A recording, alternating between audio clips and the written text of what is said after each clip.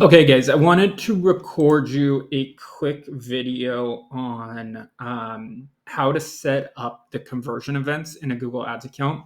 So let's take a look at this. When you do this, everything will be under the setting tools and settings. If you go to conversions, this is where you'll set up all of this.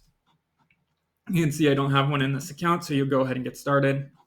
And then here you can set them up in a variety of different ways. Most common is this website one, but we'll talk about each one of these. So the website is when you are like tracking, you have a website, you want to track some action on it. So let's look at this.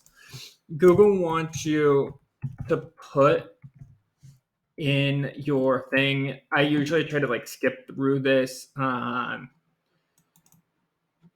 apply, and then you can do this dynamic setup right here. Well, actually, this is the manual. If this code is already on the website, then you can set up the conversion event right here.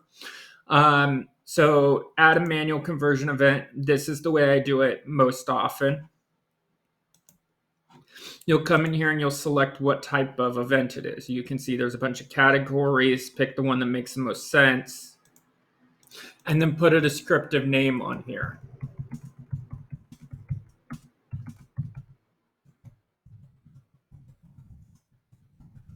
Something like that. Value. Value is like revenue. So if it's a sale, you either want a dynamic sales value because revenue is different for every product. Maybe there's a default. The product's the same price for everyone. You can use a default one. Or if it's a lead, you can put none.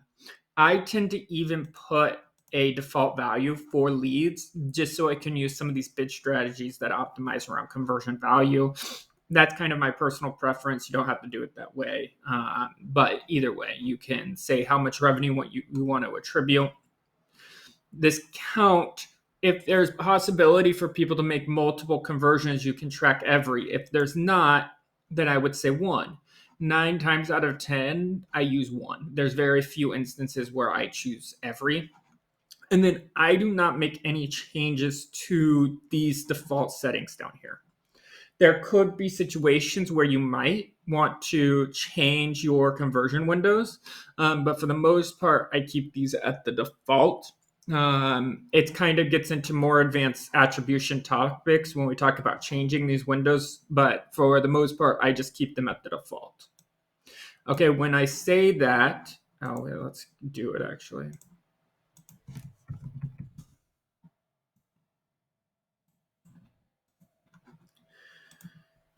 You'll have these conversion events right here.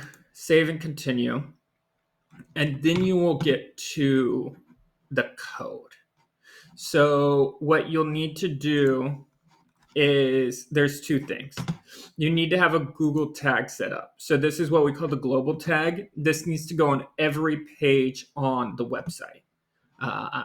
And so usually we just like give this code to a developer, or you can put it in Google Tag Manager or something and deploy it like that.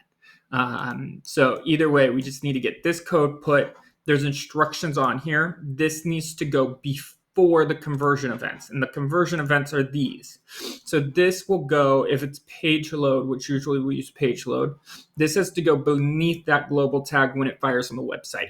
If this fires first, then Google won't know that it's looking for it unless the global files first, and then Google is looking for it, and then it will fire second. Okay, so that is the first way that we do it. When you add those tags on the website, everything would be set up. The other most common one we do are these import ones. And so what you can do is you can import data using manual uploads. And this is just where you set your conversion event. You can put all of your settings and stuff right here.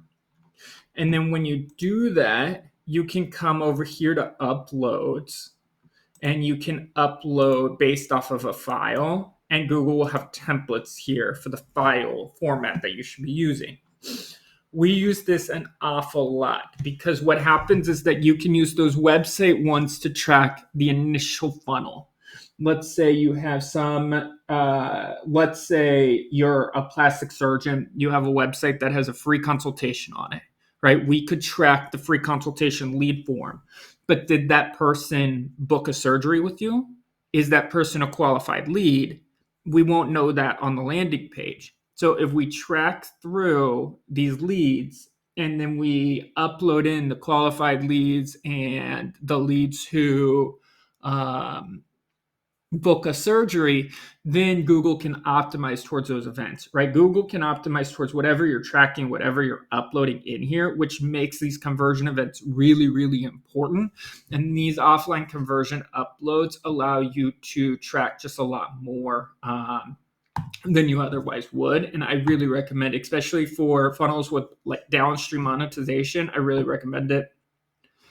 These other ones are not as common. If you're doing phone calls, you'll want to track them. You can set up a conversion event here for calls. And if you have app activity, you can set it up here.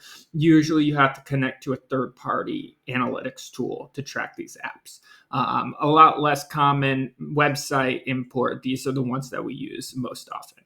Okay, hope that helps. Leave me a comment if you have any questions. Bye.